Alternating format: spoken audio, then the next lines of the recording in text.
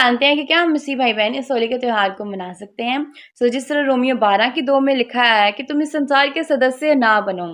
फिर परमेश्वर ने हमसे कहा यूहन्ना 15:19 में, तुम इस संसार में तो हो परंतु इस संसार के नहीं, क्योंकि मैंने तुम्हें चुन लिया है। हालेलुया।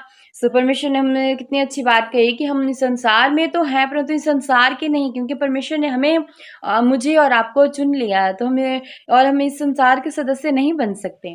कुरिन्थिया 6:14 में कि अविश्वासियों के संग असमान जुए में ना जुटे रहो, प्रकाश का अंधकार से क्या संग। हालेलुया। पहली यूहन्ना 2:15 में लिखा है कि संसार से प्रेम ना रखो। निर्गमन 20:3 में परमेश्वर ये हमसे कहता है, हमें ये आज्ञा देता है कि तुम मेरे सिवा दूसरी देवी देवताओं की उपासना ना करना, ना ही उनको मानना। परमेश्वर ने कहा कि जो तुम पहला पत्रस 1:16 में तुम पवित्र बनो जो क्योंकि मैं भी पवित्र हूँ। हालेलुया। परमेश्वर ने हमें कितनी अच्छी बात कही है कि हम दूसरे, और परमेश्वर हमें ये भी आज्ञा देता है कि हम दूसरी देवी देवताओं की उपासना नहीं कर सकते।